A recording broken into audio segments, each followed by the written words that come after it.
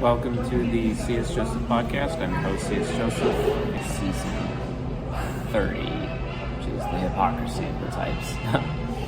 Kind of embarrassed that I couldn't even remember. But yeah, this is episode 5, the Hypocrisy of ESFJs. And ESFJs are definitely a different animal than most people realize. They are super subtle.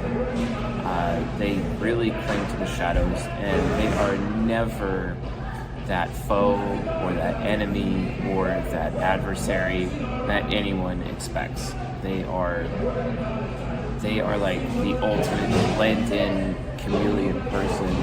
And I don't know, if you're gonna play a game Clue, etc., or watch a whodunit show, etc., it would be like the ESFJ would be like the last person that anyone would consider would be the murderer in a particular murder situation. Even though they definitely have one of the greatest capacities for murderous intent out of all of the 16 types. This is basically due to a form of entitlement that is exemplified in their use of covert contract manipulation throughout their life. And we're all, at least we should be, all very familiar with how covert contracts work and what they're all about, which I'll just define it right now again one more time just so that everyone's able to follow along. The covert contract is when you do someone a favor, but you expect to receive a favor back, even though you don't tell them that they owe you a favor. And this is an action, not necessarily an intention on the part of an ESFJ. And it's usually because they have an eye trickster. They just don't really know what their intentions, and because they're also systematic, and which really makes them sweet people, is that they have the capacity to give just for the sake of giving, which is usually the one thing that people are so drawn to ESFJs for. And they're really drawn to ESFJs, and they really like having ESFJs around. They love how supportive and enabling an ESFJ can be, and how oftentimes ESFJs would go out of the way to serve other people. Who doesn't like to be served, etc. And the ESFJ is all about service in almost every aspect of their life. Service is everything. But what people realize is that service really does come with a price. It comes with a cost. But the thing is that what's hilarious about ESFJs is that they themselves don't even realize that themselves. Because really the covert contract, it's an action, not an intention. Because they often don't intend to covert contract people. But then they end up getting entitled when the people in their life aren't giving back to them, or at least when they have a need, one of the rare times that they actually have a need that needs to be met, right? It's like when they don't have that need met, and that person that they've given to and they've met this other person's needs for so long, but the one time that they have a need and that other person is not able to meet it, the ESFJ ends up becoming entitled. And what they end up doing is that they start feeling like that person that they've been so supportive, that they've enabled, that they've given to, etc. over time, that person owes them. And they feel like that they are owed favors because they have done a lot of favors. Even though they gave those favors freely and cheerfully at the beginning, they had no intention of collecting on those favors. And it's because they were operating under an assumption that other people would give to them as much as they give to other people. And that is an assumption.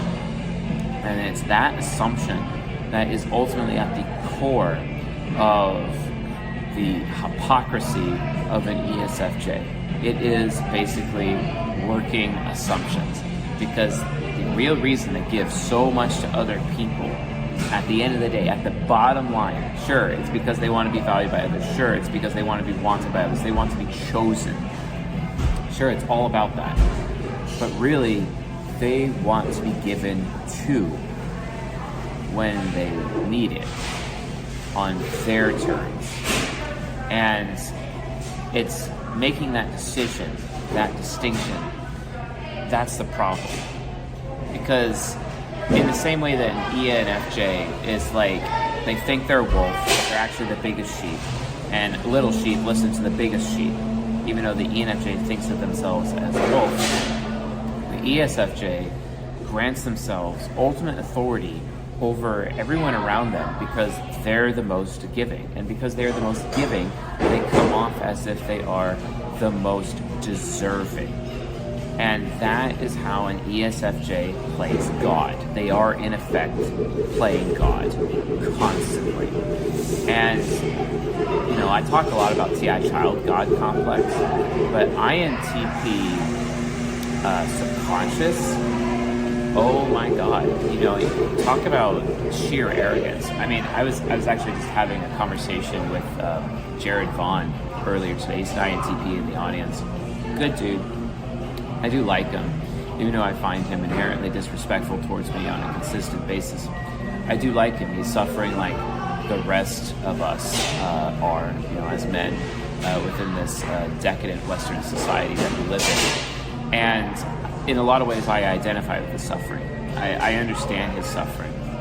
And I know that we as Crusader men, as feminine men, we have to stand up and take responsibility for our own masculinity and make decisions based on our masculinity that other people are not going to agree with and other people aren't going to accept. And when this happens, because we are TP types, we end up actually folding and shaping social norms around us. And the FJs, like ESFJs, they hate us for this because they like to see themselves as the shapers of social norms, when the reality is they're nothing more than a carrier or follower of a social norm, and they help other people follow those social norms, even sometimes blindly. Yet they blame us for being arrogant, when they're just, the people that blindly follow social norms without questioning more than anybody else. I imagine that's why my ESFJ grandmother was the executive assistant to the director of the Central Intelligence Agency for many years. She worked with the CIA for 19 years, for example. And it's so funny to me that when I turned 17, she told me like how I cannot join the agency and I'll likely be approached and they'll want to recruit me and I have to say no, etc., which I found fascinating that she did that. She never talked about her work ever. Never talked about her work. And just like my grandfather, never talked about his work either because he was a field operative, and he took it all to his grave. It's very fascinating. The loyalty that these people had towards their nation was unquestionable.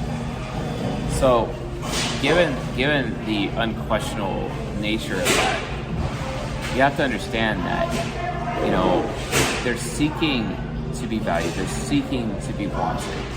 And who doesn't want to be given to? Who doesn't want to be served? What person who is valuable is not served?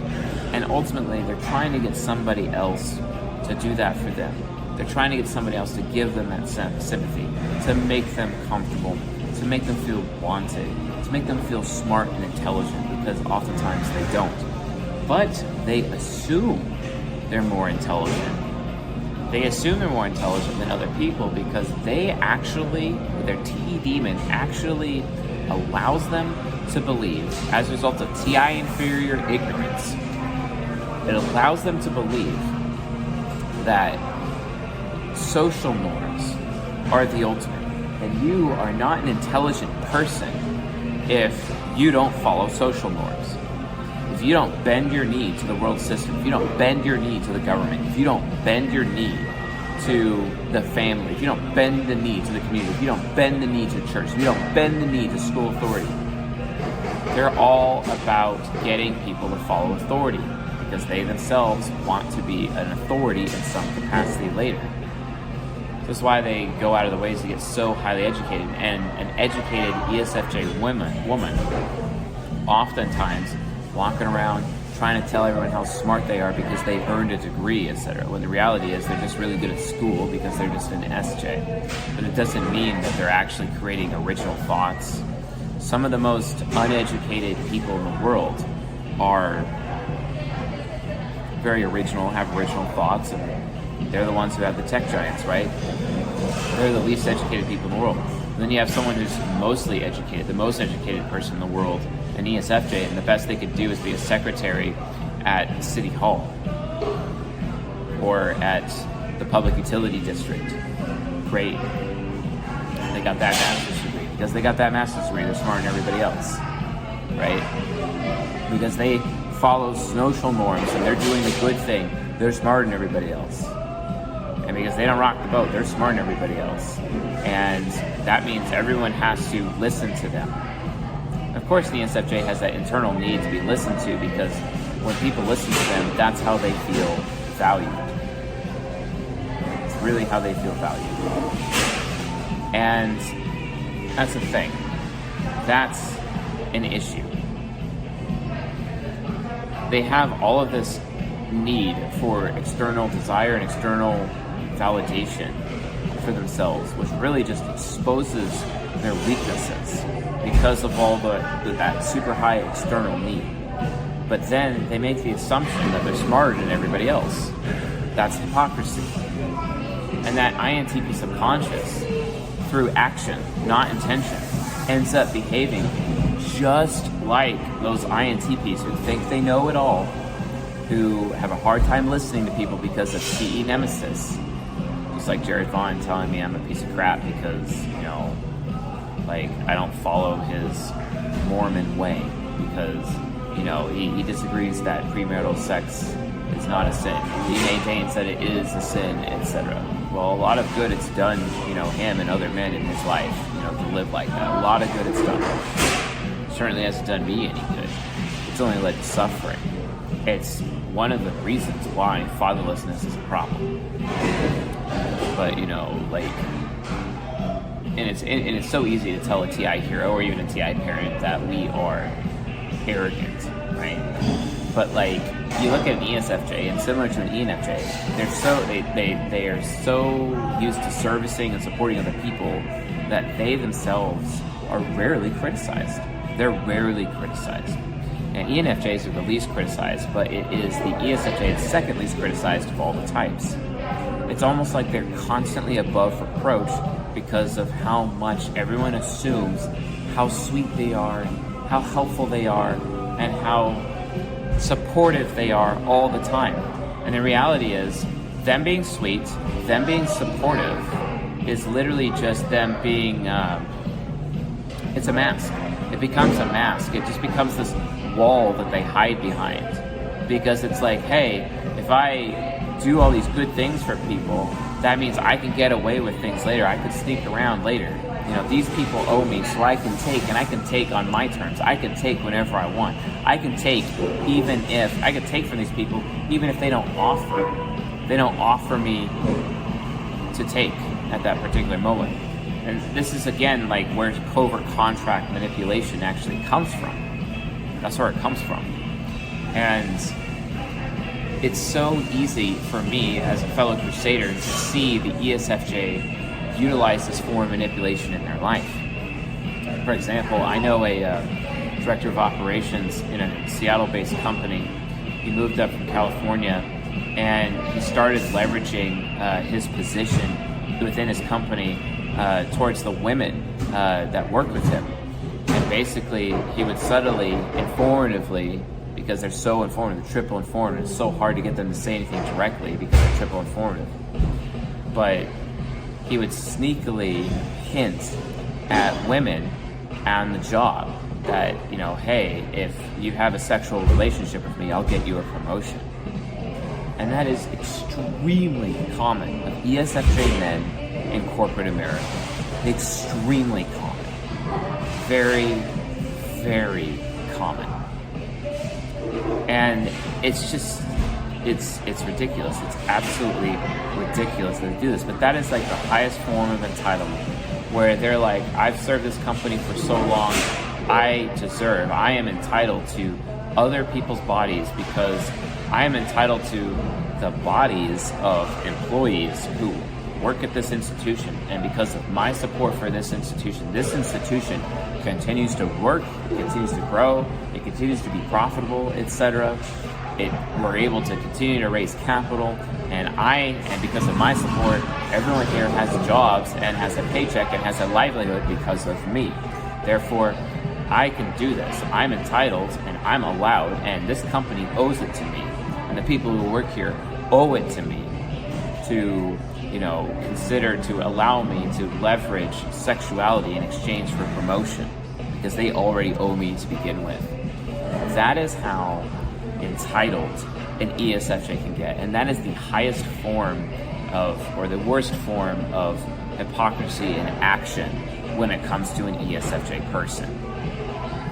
They're also it's so interesting to watch any child, all about giving people freedom and choices and a better future, when they really end up just taking away other people's futures, other people's choices.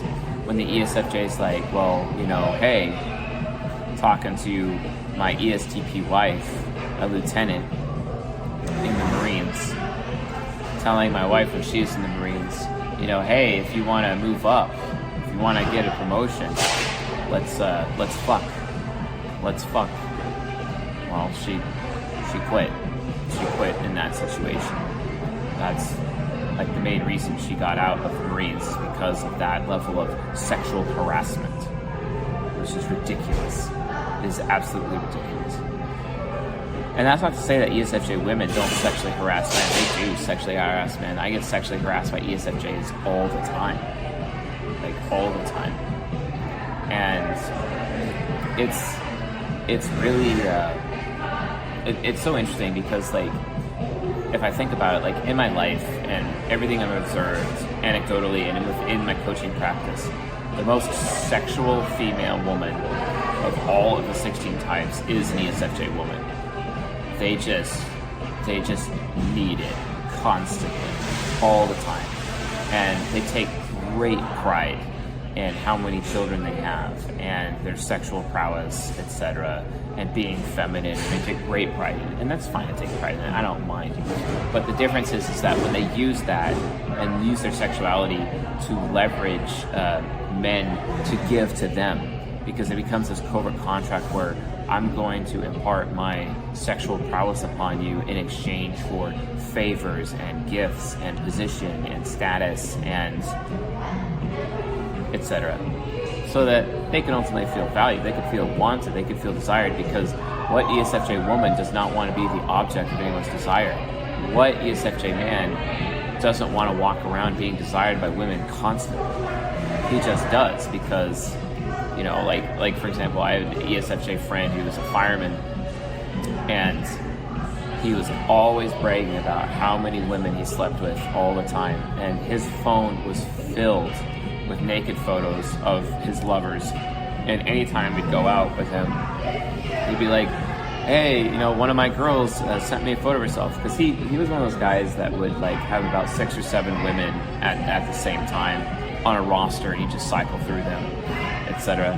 Never truly actually committed to them, but because he was a firefighter in the little farming community that I grew up in, and just watching women just want him constantly. And he had a shtick. He had this thing where it's hey, would you like to ride around on the fire truck? He'd actually take them and show them their equipment. He'd have sex with them in the fire engine, which is interesting. And it was always just this little firefighter fantasy that he would create for them. And ESFJs are amazing at creating these little fantasies. Whereas an INP, an INTP subconscious or INTP ego is all about internalizing a fantasy, whereas an ESFJ likes to bring that fantasy to life in some capacity, because they know what someone values and they know what someone wants. And that's what this ESFJ man would do with his lovers. And then he'd take photos of them, sometimes film them, and he'd share all of that with his friends behind their backs. And it's so interesting. I'd go to dinner with him and my cousins and some of my friends. We'd all hang out, and he'd have some of his girls with him, and they'd be completely oblivious to the fact that all of us have seen her naked and know where her tattoos are or anything like that. That's the level of entitlement they can actually be. I mean, These are supposed to be the ethical, moral paragons of society, upholding the highest level of morals, etc.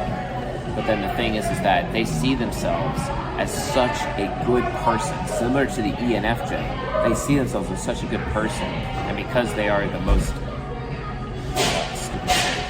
they see themselves as such a good person, just like ENFJs. And because they're so giving, and they're so supportive, and they're so loyal, and they're all there, that they actually believe that they are entitled, or they are owed to be able to break the rules whenever they want.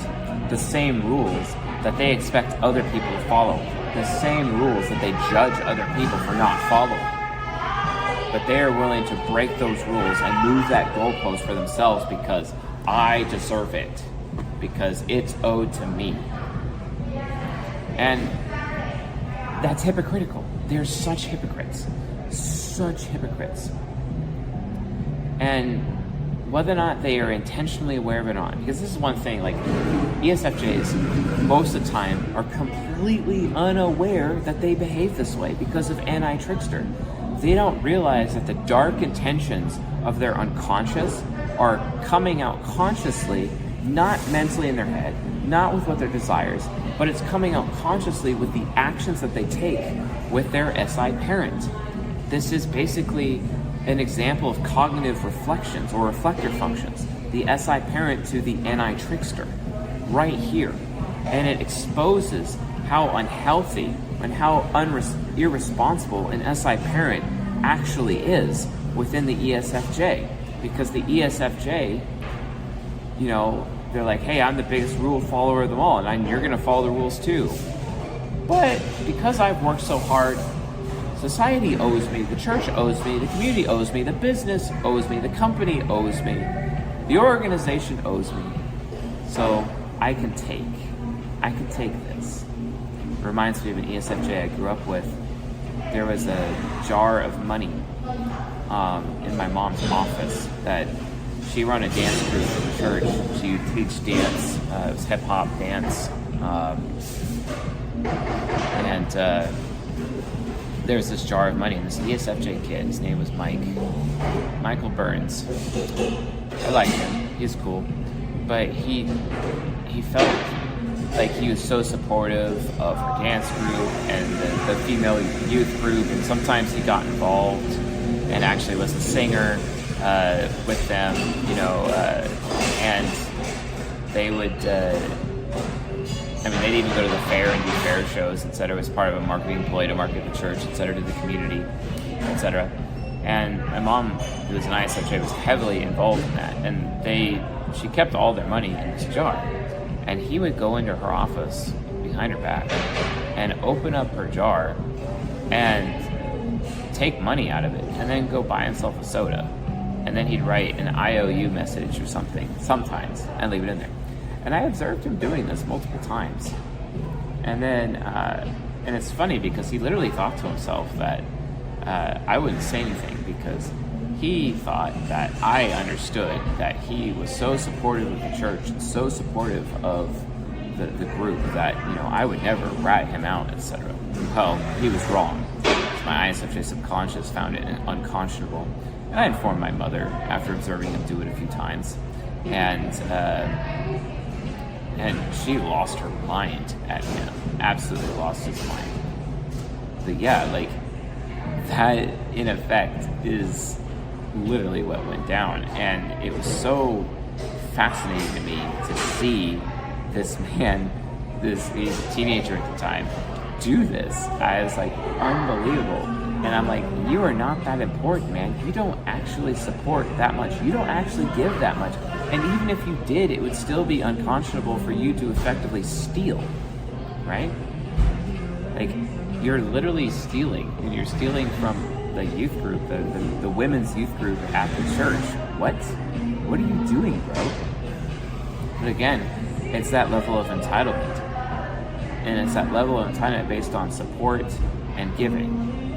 And again, it starts out noble, because don't forget, ESFJs, they're very systematic, and they do start out noble. They start out hey, we're here to give for the sake of giving. It's funny, I was talking to an INFJ in coaching yesterday, and she's telling me like about her triple systematic ENTP husband, and one of the things that she really likes about him is that he's never really on the take, and that he's constantly giving for the sake of giving, which is what systematic people do, especially triple systematic. Whereas like you look at an ESFJ, they have ISFP unconscious, which is interest-based. And interest-based people, when they give, they always give with, okay, I'm giving because I'm getting something out of this and you're getting something out of this, which can be frustrating with interest-based people. And that's one of the reasons why like an INFJ woman really can fall in love with an ENTP, because they know that when they give, there's a price, or there's an expectation of a return on investment, because they're aware of what people get out of things. But because NTPs are completely unaware of what they get out of things, NTPs, out of all the 16 types, are the types of people that truly give for the sake of giving and don't expect anything in return. That's not to say that they are not still capable of covert contracting. They are, but it takes an extremely long time for them to get to that point. And usually, due to their lack of expert sensing, they'll usually just forget about it. And so it ends up not happening due to that forgetful behavior. So just keep that in mind. Understand that, while it's easier for NTPs to give for the sake of giving, ESFJs, they do that, but it fast devolves or disintegrates or breaks down into giving to get. And that's why I talk about, caregiving versus caretaking. They end up caretaking. Caretaking is that I'm going to care for you, but then I'm going to take. And again, it always starts as caregiving, but it just dissolves and rots into caretaking consistently. And then you end up having these hypocritical behaviors that they can't escape. And it's really it's ridiculous. It's really, really ridiculous. Now, one of the reasons why it ends up happening is because people in their life, sometimes that they give to, because they allow themselves to just give to everybody, and they don't actually think for a moment about whether or not giving to somebody is a good idea, because they're such creatures of habit, and they are habitually giving to people that they sometimes don't realize that they've been taken advantage of until after it's happened. And it's so habitual to them that they leave themselves open to attack. They leave themselves open to being taken advantage of. And then they end up becoming super, super bitter. And the bitterness itself is what causes them to caretake. It's what causes them to be that hypocrite, basically. And that's one of the biggest issues that a lot of people, just really don't realize is you got to be really careful around ESFJs, because if they don't have a consistent stream of gratitude around them, then they will start caretaking. It'll bring out their hypocrisy.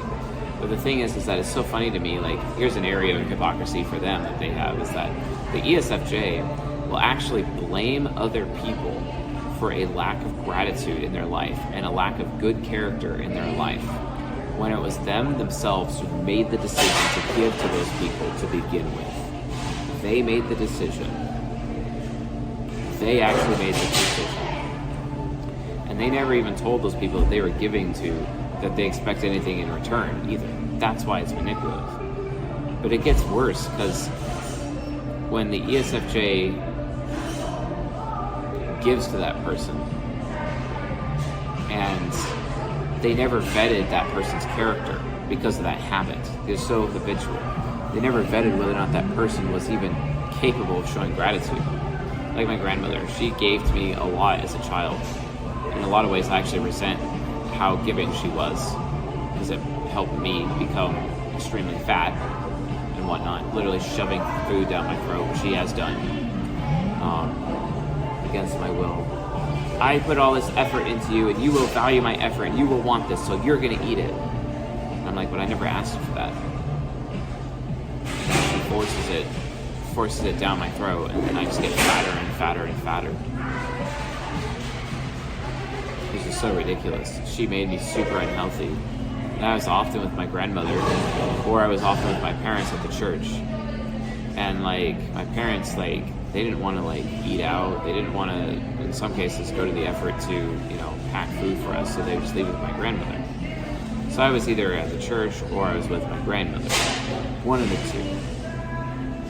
And that was essentially my upbringing in a nutshell. And I just kind of got lost amongst the other grandchildren as the other grandchildren were molesting me, basically. And no one knew because where were they? So I always had to learn how to like entertain myself or prevent myself from being bored while growing up, which was the war on boredom was really hard for me. And then after a while, I started developing constant panic attacks. I literally thought that I was like going to die each time, but I would hide them from people too. So I just didn't trust any of the people in my upbringing. I didn't trust them at all. I didn't really trust my grandmother. I didn't trust my parents. Like, even my ENFJ father, he's like trying to tell me that I'm terrible because, or I'm shit because my grades are low. When at the same time that my grades are low. And he tells me he's going to take everything away from me. Everything he's ever given to me. You know, because my grades were low. That I didn't care enough, that I wasn't paying enough attention, etc. He would do this to me. When the reality situation is, my cousin who was molesting me bragged about it at the bus stop and destroyed my reputation. And it spread through school very quickly. And that's what I was struggling with. And then my ISFP cousin actually like blamed me for it. Made it look like I was the abuser. When I really wasn't. You know, that's how great my childhood was. I'm sure there are people out there who have it far worse than I did. But, you know, like, I'm not here to like compare pain. So, anyway, ESFJs, like my grandmother, for example, like, where was she? Where was she? Because she was so focused on getting people to value her, getting people to want her, that she couldn't even see, with her SE critic, what was happening between me and her other grandchildren. She was completely oblivious to it. To the point where she almost would tell me that, like I was wrong, that like she wouldn't believe me that that's what happened to me at all. And, like, she'd make these home movies of me as a child, and of the other grandchildren. And I remember, like, in my 20s, she'd try to pull them out and show me these home movies. And it was funny because a lot of her home movies were shot just before I was molested. So I'd react negatively to my grandmother and tell her to put them away. I don't want to ever see them again. I hate them, right? And then she'd get really pissed at me and be like, well, I feel unwanted and I don't feel valued. And I'm like, okay, well, what about me, the other crusader in your family, one of the other 3 crusaders in your family, who's like, okay, well, do you want me enough? Do you value me, Grandma? I'm just a child, you know. I'm just a little kid, right? I'm just a little kid, and I'm being molested by my family, and she's not even like aware of it. And she has no idea, given how supportive she is, because of her obliviousness. She's actually facilitating the sexual abuse. She is actually making it more possible to happen. And that's the worst part. She'd like arrange these play dates for me and my cousins constantly, even though there were times where I just wouldn't want to even be around them. And as the abuse got worse and worse, then eventually, like, it just became habit within my mind, to the point where, like, I would seek the abuse, and she would continue to facilitate. She continued to be supportive because that was her habit. She continued to enable, etc. And because she felt like the grandchildren owed her and that I owed her. She made it about herself. She made all of her interactions about her. Like, I owed it to her to try this new dish that she made, or I owed it to her to spend more time with her, to watch more television with her, or to come over, or I owed it to her, you know. And it's really weird is that, like, I oftentimes do feel like I owe her. And that's like the level of abuse that I've had in my life, where I am in effect enabling my abusers. And I'm not blaming my grandmother for the sexual abuse, no. But I am calling into question and holding her accountable for not being there for me as a little kid. She's an adult. She's worked in Central Intelligence. She knows, like, about the sexual abuse history of our family, etc. She knows. She chooses to ignore it, and she continued to choose to ignore it. Mostly because her son, my uncle, one time almost raped my mother and her best friend when they were having a sleepover. That was terrifying. My mother could barely admit that that's what happened. She was just so shocked that that's what happened. But my grandmother, who was trying to get her children to understand that they owed her because of all of their support, and trying to get her grandchildren to owe her because of all of her support. She made it about her. She didn't make it about anyone else. And because of that, she was blinded to the truth of all the sexual abuse that was in her family. Sexual abuse that she was facilitating, that she was supporting, and she didn't even know it. She didn't know it. But she didn't know it because she wouldn't bother to look. Because, the ESFJ is like, well, we all believe in family, right? And when I create such a good family supportive environment, right, I can't accept, see, that's the key. I can't accept that anything bad is happening because of all of the hard work. This is how an ESFJ has their head in the sand consistently. This is how an ESFJ, who, because they have TE demon, may imagine themselves a wolf when they're actually a sheep, because they let social norms determine their thinking. This is how an ESFJ basically talks themselves in, or rationalizes with a rational TE demon, rationalizes that everything is okay, we're going to sweep it under the rug.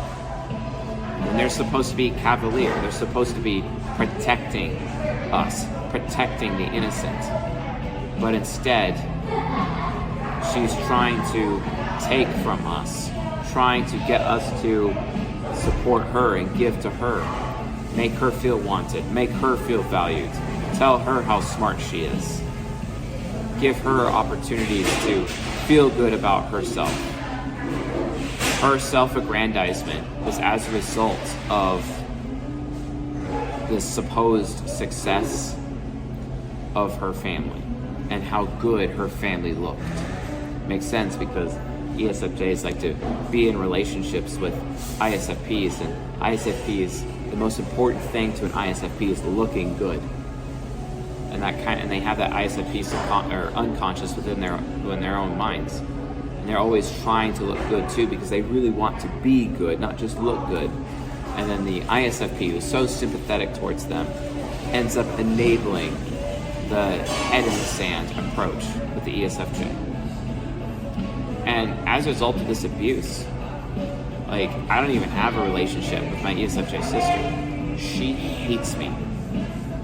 She hates me so much. She will not answer my calls. She will make sure that she is not present for any family event that I am at.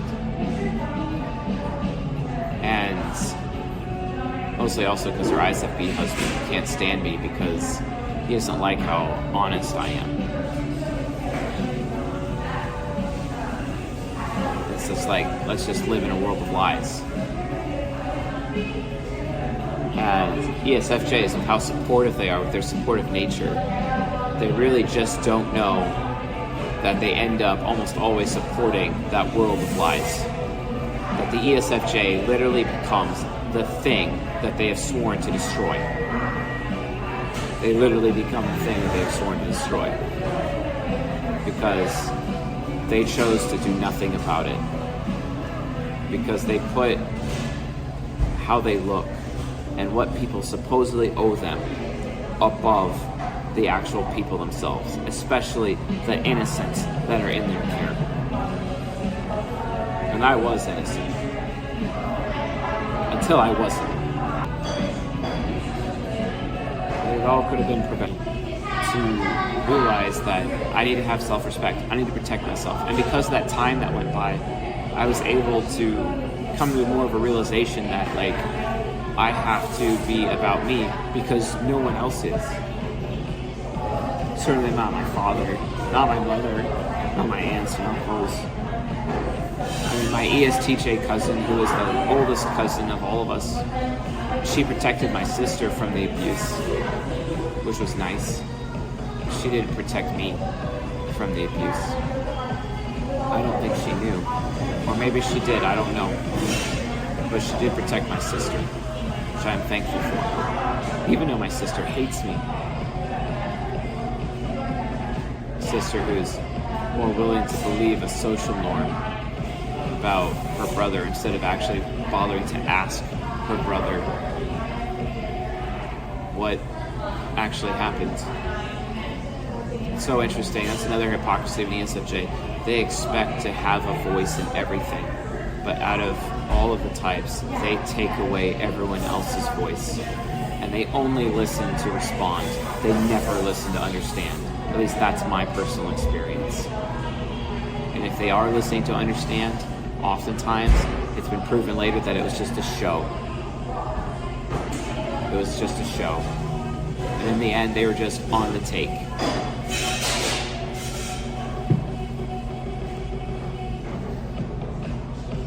This is the damage that can be caused by an ESFJ who lives in their hypocrisy.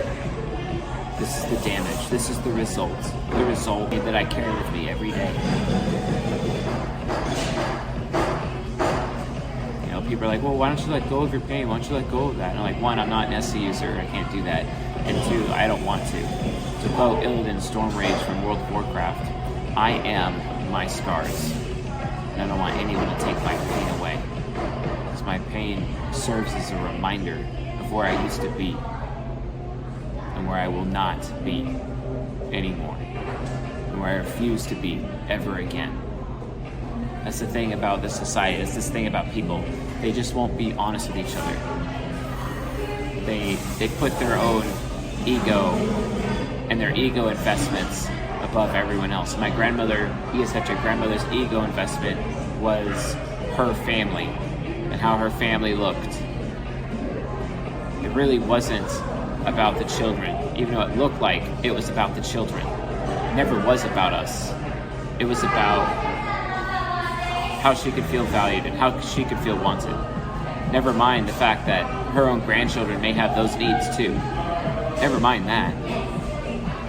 Which continues to be the struggle that I have, even with my mother and with my sister, right? That's the problem, folks. Sometimes we as human beings just can't get past our own nose. Sometimes we don't even realize the damage that we're causing to other people when we're being selfish. It's so funny. Another way to define the hypocrisy of an ESFJ archetype is that they are the most giving and the most caring of the 16 types, yet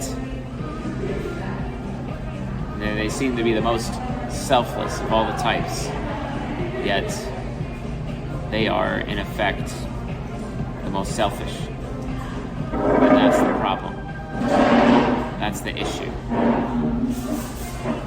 You know, a lot of people, they don't even understand that. They don't even know the risk. That's why I'm doing these videos, to show you people, like, just how screwed up everyone really can get, and how all of us are at risk of being this screwed up every day. I talk big talk about ending fatherlessness, and everyone's like, how can you say what you say, especially in season 31, if you're trying to end fatherlessness? And I'm like, well, because fathers stick around if they have a reason to. That's the thing. Fatherlessness needs masculinity. Fathers are around because they're masculine, because of masculine idealism. But why be masculine if we're not getting anything out of it? That's my point.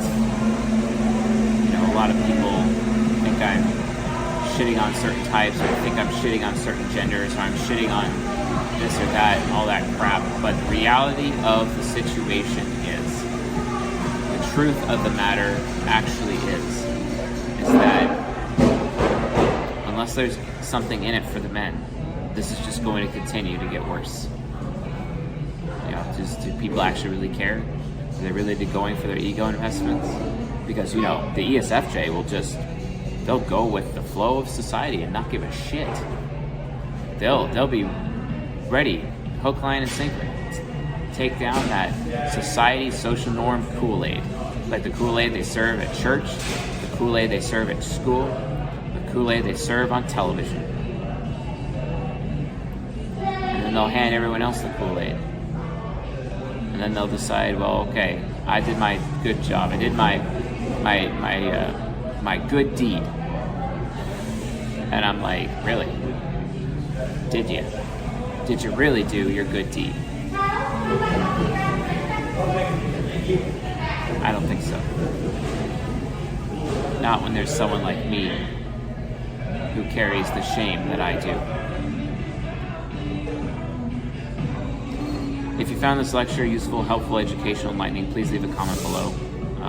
Thank you all for being members, paid members, and keeping the lights on as we continue to move this science forward and do our best to put an end to fatherlessness. Thank you for listening to me, even though oftentimes I challenge everyone's ego investments. But I've had to challenge my own in order to even survive. I'll admit that even at 34 years old, I have yet to thrive in my life. I'm still surviving. But as we continue to work hard together and move forward together, it's starting to get to a point where I may be able to thrive. And it's so interesting because I see people in my coaching clients, people that I help and I support as a result. And with those people, I sometimes it's like, wow, they just seem to have a lot of the benefit they get from what we do here, teaching them about their life and who they are and their identity and their life purpose. But I'm like, I seem to be able to help everybody while always struggling myself, right? But that's just how it works, The pain of my past becomes the solution for people today, and the pain of my future will become the solution tomorrow. I guess it is what it is. That's how life works, right? So, anyway, folks, thanks for watching. See you guys tonight.